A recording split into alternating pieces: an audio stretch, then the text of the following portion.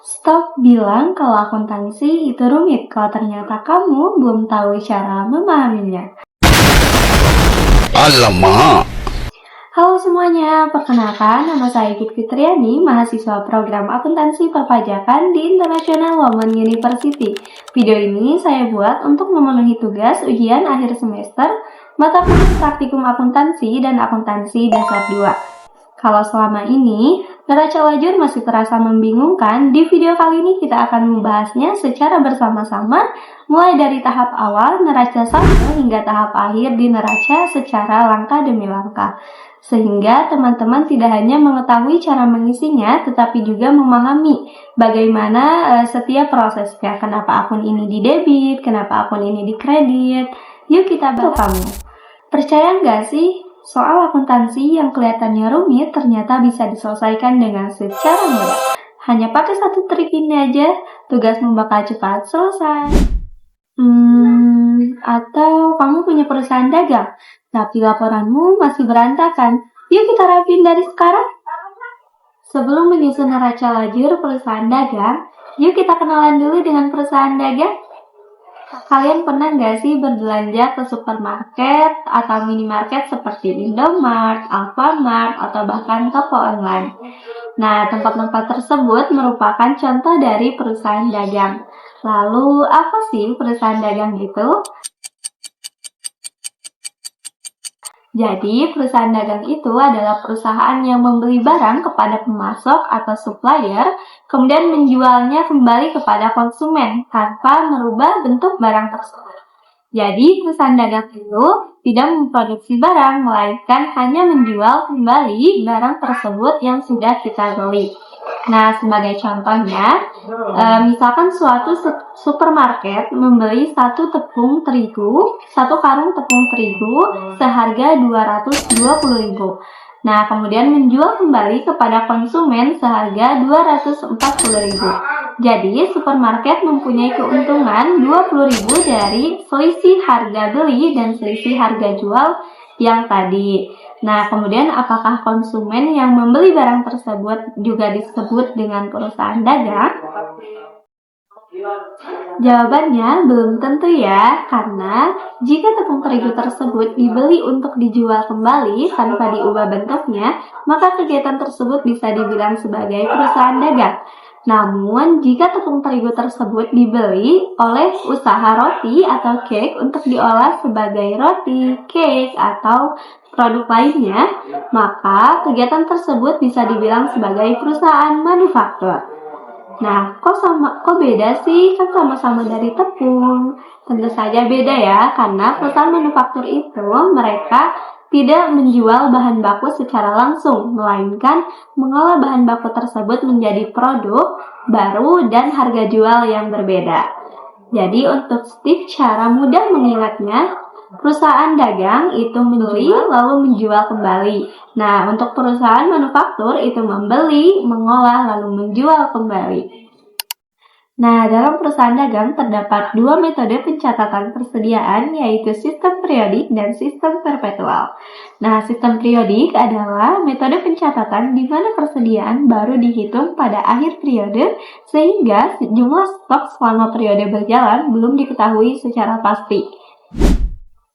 Sedangkan untuk sistem perpetual adalah metode pencatatan di mana setiap terjadi transaksi, penjualan ataupun pembelian, persediaan langsung diperbarui, sehingga untuk stok barang dapat diketahui kapan saja. Nah, untuk tips mudah diingatnya, kalian ingat saja, sistem periodik sama dengan dihitung pada akhir periode, sedangkan sistem perpetual itu selalu diperbarui setiap ada terjadi transaksi. Nah, menurut kalian untuk minimarket seperti Indomart atau Alfamart itu menggunakan sistem pencatatan apa ya? Nah, betul sekali. Jadi untuk sistem minimarket itu menggunakan sistem perpetual. Jadi setiap transaksi yang terjadi itu akan otomatis masuk ke dalam sistem kasir yang ada di depan. Nah, jadi kepala toko itu akan lebih dapat mengetahui kapanpun saja berapa stok barang yang masih ada, yang masih tersedia, dan mana stok barang yang sudah habis. Nah, jadi semua transaksi itu tuh harus selalu dicatat, mulai dari pembelian barang, penjualan barang, sampai pembayaran listrik, dan juga pembayaran gaji para karyawan. Nah, menurut teman-teman, jika semua transaksi itu sudah dicatat, nah, bagaimana cara kita mengetahui bahwa perusahaan itu untung atau malah rugi? Nah, jadi apakah kita harus mencatat akun satu persatu, seperti misalnya kita mengeluarkan gaji berapa, kita membayar listrik per bulan berapa, dan berapa jumlah transaksi yang sudah kita lakukan di bulan ini?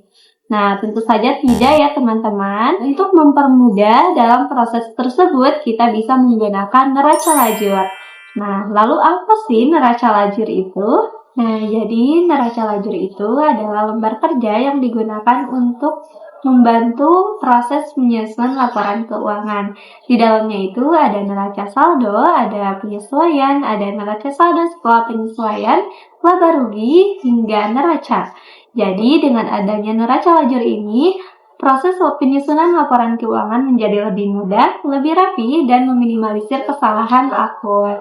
Yuk kita bahas satu persatu mulai dari neraca saldo. Oke, sebelum kita menyusun neraca lajur, di sini terdapat soal yang akan kita kerjakan saat ini, yaitu dari PT Maju Sejahtera.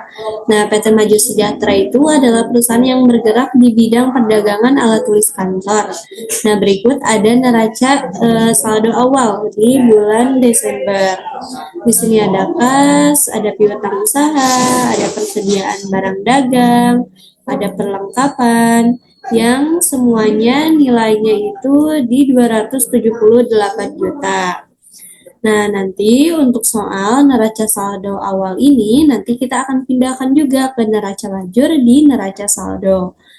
Oke, perlu diingat ya, dari semua neraca saldo awal ini, kita harus pindahkan ke neraca saldo yang ada di neraca lajur. Kemudian, untuk di sini ada data penyesuaiannya juga.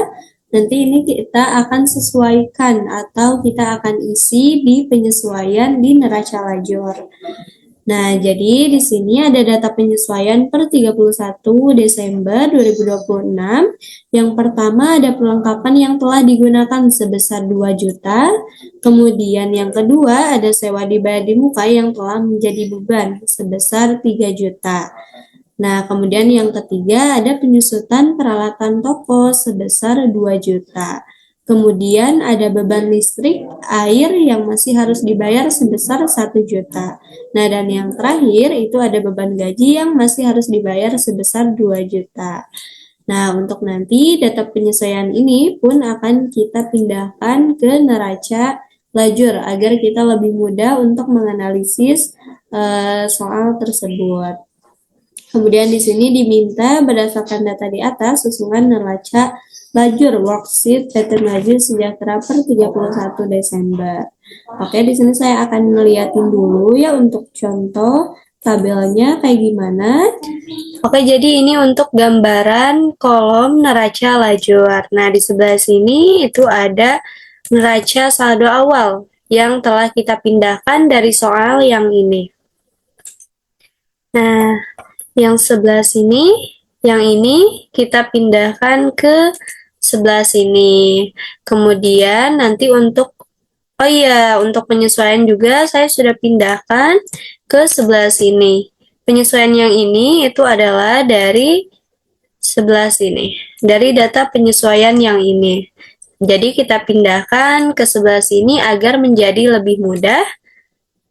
Kemudian nanti kita akan mengisi untuk penyesuaian yang ini dari data yang sebelah sini. Oke.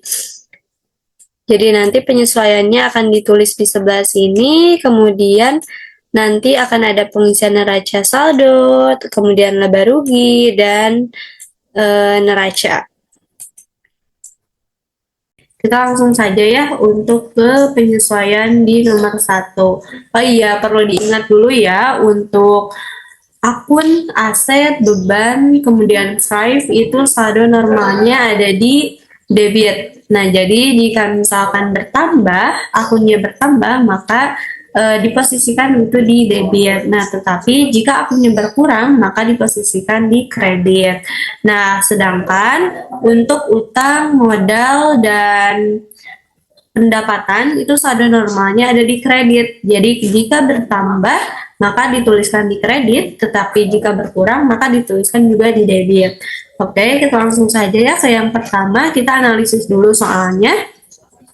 Kemudian yang kedua, nanti kita akan tentukan akun apa saja yang terpengaruh. Dan yang ketiga, kita tentukan akun apa aja yang bertambah dan akun mana yang berkurang. Kemudian yang terakhir, baru kita tentukan debit dan kreditnya. Oke, yang di sini yang pertama ada perlengkapan yang telah digunakan sebesar 2 juta.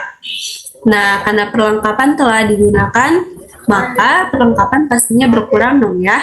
Dan muncul beban perlengkapan. Nah, nanti kita tuliskan sebesar 2 juta. Kita langsung aja ya tuliskan di sini untuk perlengkapan. Perlengkapan itu berkurang. Kalau berkurang berarti di mana? Di kredit ya. Sebesar 2 juta. Oke. Itu beban perlengkapan. Karena di sini belum ada, jadi kita harus tuliskan perlengkapan. Oke, ada di debit ya. Bisa 2 juta. Oke, next. Kemudian untuk soal yang kedua, sewa dibayar di muka yang telah menjadi beban sebesar 3 juta. Nah, karena sewa dibayar di muka yang telah menjadi beban. Nah, berarti yang dari tadinya sewa dibayar di muka ini adalah aset, maka sudah menjadi beban sebesar 3 juta. Jadi, akun yang terpengaruh adalah beban sewa. Itu sewa dibayar di muka. Oke, kita iniin untuk beban sewa dibayar di muka dulu ya. Karena sewanya sudah berkurang, maka kita tuliskan di kredit sebesar 3 juta. Oke, itu beban sewa. Nah, sudah ada, jadi tidak perlu dituliskan lagi ya. Karena beban sewanya bertambah, berarti kita tuliskan di debit sebesar 3 juta. Oke, next kita lanjut ke soal nomor 3, yaitu penyusutan peralatan toko sebesar 2 juta. Nah, jadi untuk peralatan toko itu kan setiap hari ya digunakan untuk menunjang kerja operasional kita. Nah, jadi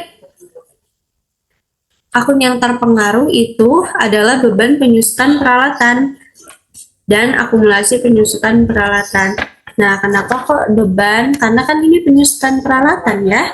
Jadi itu tuh kayak misalkan ada yang rusak, jadi harus kita perbaiki. Nah, itu yang namanya beban penyusutan. Oke, kemudian untuk akumulasi penyusutan peralatan juga itu tuh akun-akun yang kita kumpulkan. Jadi untuk semua beban penyusutan itu bakal ada di akumulasi penyusutan gitu ya. Kurang lebihnya di sini ada sebesar 2 juta. Tadi untuk akunnya itu adalah beban penyusutan, tuh akumulasi penyusutan. Di sini akumulasi penyusutan sudah ada. Kemudian untuk beban ya belum ada ya, kita tuliskan saja beban penyusutan peralatan. Oke. Nah, untuk beban itu karena bertambah, kita tuliskan di debit. Tadi sebesar 2 juta ya. Oke. Kemudian akumulasi penyusutan karena bertambah, berarti kita tambahin di kredit ya. 2 juta. Oke, next kita lanjut ke nomor 4. Di sini ada beban listrik dan air yang masih harus dibayar sebesar 1 juta. Nah, karena listriknya sudah dipakai tetapi masih belum dibayar, jadi bakal muncul utang listrik dan air yang masih harus dibayar. Karena belum dibayar ya. Nah, kemudian untuk beban listrik dan air, berarti akun yang terpengaruhnya itu utang listrik dan air sebesar 1 juta ya. Kita tuliskan. Di sini sudah ada beban listrik dan air. Kita langsung tuliskan saja untuk beban. Saldo normalnya ada di debit sebesar 1 juta. Oke, itu utang listrik dan air. Karena belum ada, kita tuliskan utang listrik dan air yang masih harus dibayar. Oke, karena utang bertambah berarti ada di kredit ya, sebesar 1 juta. Oke, next. Dan yang terakhir ada beban gaji yang masih harus dibayar sebesar 2 juta. Nah, beban gaji yang masih harus dibayar. Harus dibayar. Ini kata kuncinya berarti kalau ada dibayar, harus dibayar, berarti itu belum dibayar ya. Jadi ada kewajiban. Jadi nanti bakal muncul utang tuh. Oke, berarti beban gaji itu utang gaji yang masih harus dibayar ya, sebesar 2 juta. Oke, beban gaji karena beban gajinya bertambah. Sebentar. Untuk tadi 2 juta. Oke. Di sini beban gajinya bertambah 2 juta. Berarti di debit ya. Oke, kemudian itu utang gaji yang masih harus dibayar. Oke, karena utang bertambah berarti ada di kredit sebesar 2 juta. Oke, habis itu tinggal kita tambahkan saja sama dengan sum, buka kurung, dari atas sampai ke bawah. Oke, tutup kurung, enter. Oke, dari sini kita tinggal tarik aja ya. Wah, ternyata sudah balance. Jadi, perhitungan kita sudah benar ya. Setelah seluruh penyesuaian selesai dibuat, maka langkah selanjutnya adalah menyusun neraca saldo setelah penyesuaian. Nah, neraca saldo setelah penyesuaian itu adalah daftar saldo akun yang telah disesuaikan dengan penyesuaian. Nah, kenapa sih harus ada neraca saldo setelah penyesuaian? Nah, karena tujuannya itu agar seluruh saldo akun itu bisa mencerminkan kondisi perusahaan dalam periode tersebut. Nah, lalu bagaimana sih cara mengisinya? Nah, cara mengisinya itu cukup mudah ya teman-teman. Kita lihat saja neraca saldo awal, kemudian disesuaikan dengan penyesuaian. Nah, jika akunnya bertambah, maka nilainya pun ditambahkan. Sedangkan jika akunnya berkurang, maka nilainya pun dikurangi. Nah, setelah itu hasilnya kita pindahkan ke neraca saldo setelah penyesuaian. Nah, untuk lebih mudah dipahaminya lagi, yuk kita praktekkan untuk contohnya. Kita langsung saja ke pembahasan neraca saldo setelah penyesuaian. Nah, ini itu lumayan cukup mudah ya untuk pengerjaannya. Kita tinggal lihat saja dari neraca saldo, kemudian disesuaikan dengan penyesuaian. Nah, jika akunnya bertambah, maka nilainya pun ditambah. Sedangkan jika akunnya berkurang, maka nilainya pun akan dikurangi. Oke, langsung saja. Di sebelah sini untuk kas, itu ada 55 juta. Kemudian untuk piutang di sini ada 18 juta karena tidak ada penyesuaian jadi tetap di nominal yang sama ya. Di sini juga ada persediaan barang dagang sebesar 25 juta. Nah, kemudian untuk perlengkapan ini tuh ada penyesuaian yang tadinya 6 juta sekarang jadi 2 juta. Mohon maaf, yang dari tadinya 6 juta sekarang sudah berkurang 2 juta, jadi sisa di 4 juta lagi. Kita bisa pakai langsung aja pakai rumus, kemudian dikurangi F11. Oke. Nah, sisanya di 4 juta ya. Jadi 6 juta itu dikurangi 2 juta, sisanya 4 juta. Oke, gitu untuk cara bacanya ya. Nah, kemudian ini untuk contoh yang kedua. Di sini itu ada sewa dibayar di muka. Sewa dibayar di muka ini tuh yang asalnya 12 juta harus dikurangi 3 juta. Jadi sisanya itu di 9 jutaan ya. Jadi kita pakai rumus saja, sama dengan F sama dengan C12 dikurangi F12 maaf. Oke, jadi untuk hasilnya itu di 9 juta. Seperti tadi, untuk cara bacanya itu yang dari awalnya kita mempunyai sewa atau hak sewa itu didului 12 juta, kemudian sudah dipakai sama kita 3 juta. Nah, jadi harus dikurangi. Jadi 12 juta dikurangi 3 juta itu sama dengan 9 juta. Jadi 9 juta itu kita masih punya hak sewa kita di 9 juta. Oke. Next, kemudian ada peralatan. Peralatan toko di sini ada 35 juta. Nah, kemudian di sini ada akumulasi penyusutan peralatan. Karena akumulasi penyusutan peralatan itu selalu bertambah per tahunnya, jadi tidak ada yang namanya itu akumulasi penyusutan peralatan berkurang ya. Jadi itu selalu ditambah. Intinya kita tinggal lihat saja, jika debit ketemu dengan debit maka bertambah, jika kredit ketemu kredit maka bertambah, tetapi jika debit ketemu kredit itu pastinya berkurang, dan kredit ketemu debit itu juga berkurang. Jadi kalau akunnya sama itu pasti bertambah, tetapi jika akunnya berbeda itu pasti berkurang. Intinya seperti itu aja ya, biar cepat kita paham gitu. Oke, karena ini kredit ketemunya kredit maka ditambah. Oke, kita tambah dengan F14. 5 juta ditambah 2 juta sama dengan 7 juta ya. Jadi kita mempunyai akumulasi penyusutan peralatan selama ini jadi 7 juta. Karena sudah diperbarui, yang tadinya 5 juta sekarang jadi 7 juta. Oke, next. Kemudian yang selanjutnya ada utang usaha. Nah, utang usaha ini ada di 22 juta. Karena tidak ada penyesuaian, kita langsung saja 22 juta.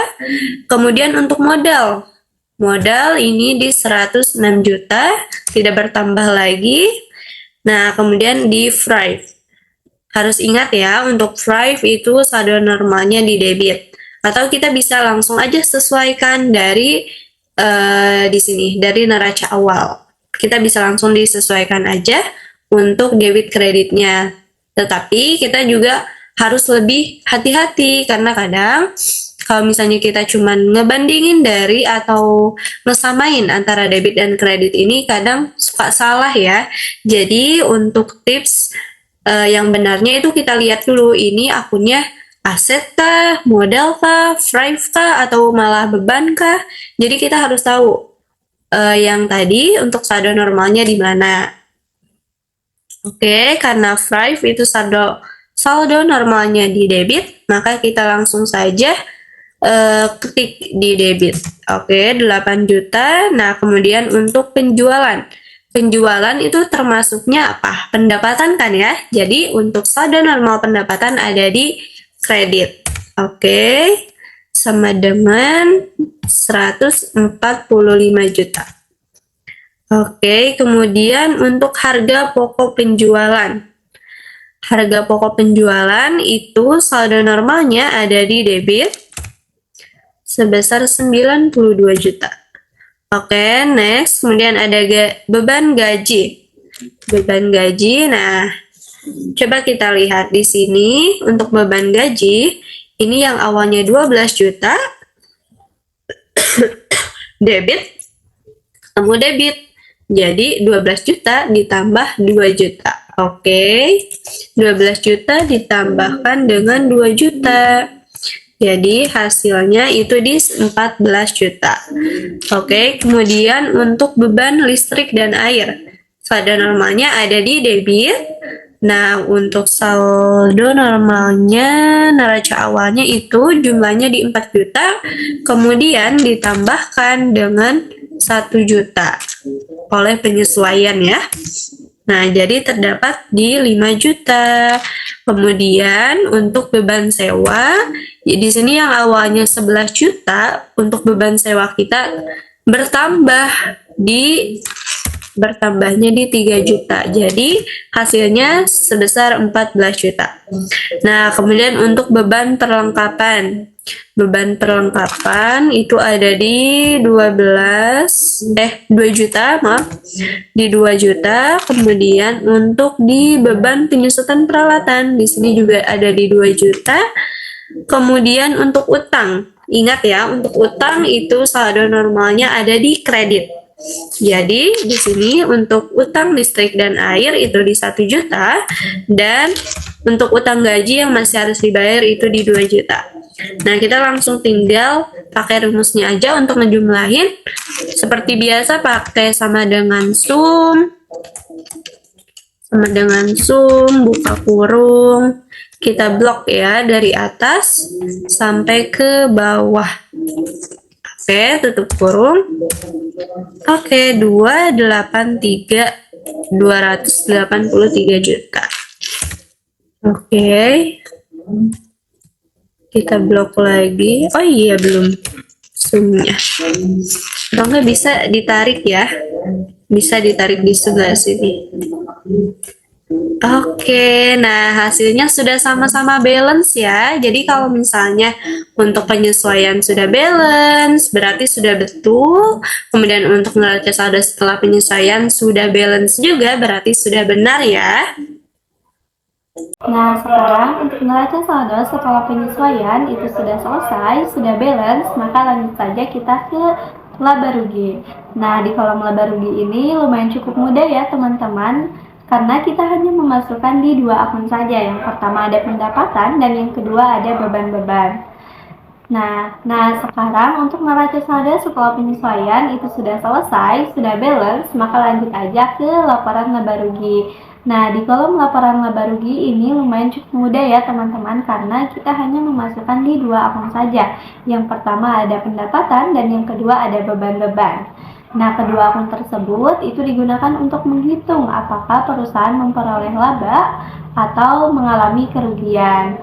Nah, untuk tips cara mengingatnya, kita ingat saja untuk semua beban-beban kita masukin di debit. Nah, untuk semua pendapatan kita masukinnya di kredit. Nah, teman-teman, perusahaan yang kita bahas saat ini akan memperoleh laba atau malah mengalami kerugian. Oke, karena neraca saldo setelah penyesuaian sudah selesai, sudah clear, sudah balance, maka langkah selanjutnya adalah menyusun laba rugi. Di sini untuk di laporan laba rugi itu lumayan cukup mudah ya teman-teman, karena kita hanya memasukkan di 2 akun saja. Nah, yang pertama ada pendapatan dan yang kedua ada beban-beban. Nah, perlu diingat juga ya, untuk semua beban-beban itu saldo normalnya ada di debit, kemudian untuk semua pendapatan itu saldonya ada di kredit. Oke, kita langsung saja ya. Untuk yang pertama itu ada di penjualan. Nah, penjualan itu masuknya ke pendapatan ya teman-teman, jadi 145 juta. Ada di sisi kredit, kita masukkan. Kemudian untuk yang kedua itu ada harga pokok penjualan. Nah, harga pokok penjualan juga masuk ke laba rugi ya, teman-teman, karena merupakan beban juga.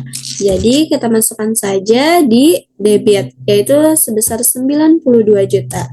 Oke, next lanjut ada beban gaji. Di sini beban gaji sudah disesuaikan dan hasilnya di 14 juta. Kemudian ada beban listrik dan air sebesar 5 juta. Kemudian untuk beban sewa juga di sini sudah disesuaikan, yaitu menjadi di 14 juta. Oke, kemudian ada di beban perlengkapan. Di sini ada di 2 juta. Kemudian untuk di beban penyusutan peralatan. Ini yaitu beban yang terakhir ya. Jadi setelah ini tuh tidak ada beban lagi. Oke. Jadi nanti kita tinggal langsung saja masukkan rumus. Seperti biasa, 1 sama dengan sum, buka kurung, kita bloknya dari atas saja ya. Jadi jika nanti ada penyesuaian yang harus kita sesuaikan, itu kita langsung bisa kedetek oleh rumusnya ya. Di sini hasilnya ada 129 juta. Kita langsung saja tarik ya ke sebelah kanan untuk di posisi kreditnya. Nah, untuk di posisi kreditnya itu ada di 145 juta.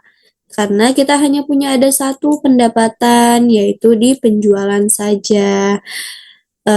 Ini beda ya, tapi jangan khawatir karena kita akan menjumlahkan. Jadi antara pendapatan itu akan dikurangi dengan beban-beban. Oke, kita langsung saja. Di 145 juta itu pendapatan dikurangi dengan beban-beban sebesar 129 juta. Dan hasilnya kita mempunyai laba sebesar 16 juta. Oke, kemudian kita jumlahkan lagi. Beban-beban ditambahi dengan laba. Oke, itu di hasilnya di 145 juta. Itu harus sama ya, sama dengan yang di sini. Oke, kita masukkan saja. Oh iya, sorry, bentar Kita masukkan saja di sini. Nah, sekarang kita tinggal membahas neraca lajur. Neraca saja. Di neraca lajur. Jadi untuk penambahan neraca itu tuh cukup mudah ya teman-teman. Jadi semua akun yang ada di neraca ini kita masukkan ke neraca. Jadi semua akun-akun yang ada di neraca lajur ini kita masukkan ke neraca. Nah, di sini semua akun terkecuali dari pendapatan dan beban-beban karena mereka sudah masuk di laporan laba rugi dan yang lainnya, akun yang lainnya itu masuk di neraca. Oke, kita langsung saja. Di sini kita bisa lihat acuannya itu dari neraca saldo setelah penyesuaian yang ini ya. Nah, di sini ada kas sebesar 55 juta di debit karena sebagai aset ya. Jadi aset itu adanya di debit. Kemudian persediaan barang dagang. Next ada di persediaan barang dagang. Oh, tadi piutang ya yang tadi. Oke. Kemudian ada di perlengkapan sebesar 4 juta. Kemudian ada di sewa dibayar di muka, itu termasuk aset juga ya, karena kita sudah menyewa, jadi kita punya hak sewa kita. Oke, sebesar 9 juta. Kemudian ada peralatan toko. Ini di 35 juta. Dan di sini ada akumulasi penyusutan. Nah, ingat ya, akumulasi penyusutan peralatan itu saldo normalnya ada di kredit. Oke, kita masukkan di 7 juta. Kemudian di sini juga ada utang usaha. Nah, utang usaha juga saldo normalnya ada di kredit ya. Jadi sebesar 22 juta. Kemudian ada modalnya itu 106 juta. Kemudian next ada Thrive. Nah, ingat ya, Thrive saldo normalnya ada di debit. Oke, kita masukkan. Kemudian ada penjualan. Nah, penjualan itu kan tadi sudah dimasukkan di laba rugi ya, itu termasuknya pendapatan. Jadi tidak dimasukkan lagi di neraca. Oke, penjualan sudah. Kemudian langsung next ke utang. Utang listrik dan air yang masih harus dibayar.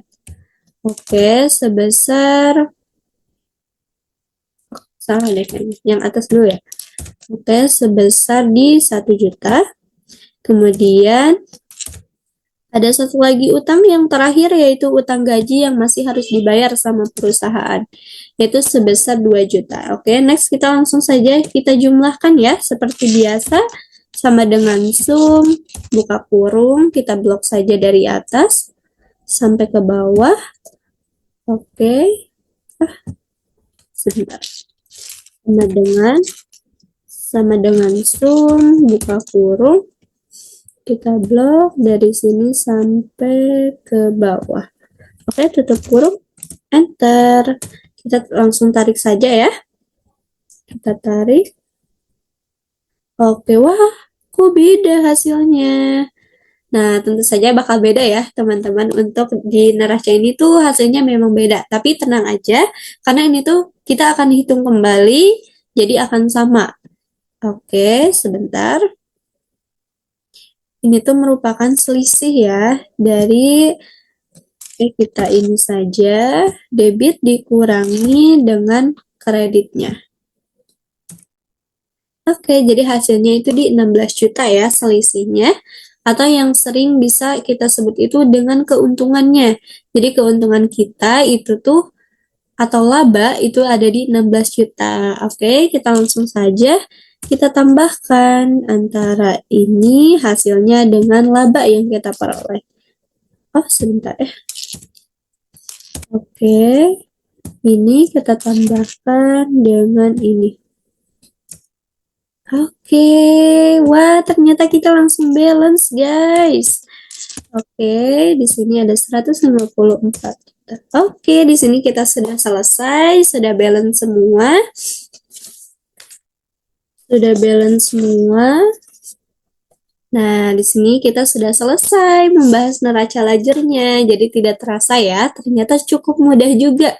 Yang kelihatannya tuh rumit, banyak kolom-kolomnya yang harus kita isi, dan gimana ini cara ngisinya kita tidak tahu. Tetapi di sini kita, kalau misalnya kita mau selalu berusaha, mau selalu berlatih, kita bisa memahami ini semua ya. Jadi ini tuh gak rumit, ini tuh cukup mudah sekali ya. Oke, kita di sini sudah menyelesaikan neraca saldo, sudah menyelesaikan penyesuaiannya juga. Kemudian neraca saldo setelah penyesuaian juga sudah balance, laba rugi sudah balance, neraca juga sudah balance. Jadi kita sudah selesai sampai di sini. Tuh kan, jadi untuk soal yang kelihatannya rumit itu belum tentu rumit ya guys. Jadi itu bisa diselesaikan dengan secara mudah, asalkan kitanya mau selalu terus belajar, berlatih, dan selalu berusaha. Jadi untuk kuncinya, untuk akuntansi itu kita harus banyak lebih memahami soal tersebut. Jadi bukan menghafal, melainkan memahami. Nah, terima kasih ya untuk teman-teman yang sudah menonton video ini sampai selesai. Mohon doa dan dukungannya, mudah-mudahan tugas ini saya dapat memperoleh hasil dan nilai yang bagus pada tugas kali ini. Dan semoga untuk pembahasan kita di hari ini, mudah-mudahan ilmu yang saya berikan dapat bermanfaat bagi kita semua dan membuat teman-teman lebih tepat dan lebih memahami bagaimana cara mempelajari soal-soal di akuntansi. See you next time. Bye-bye.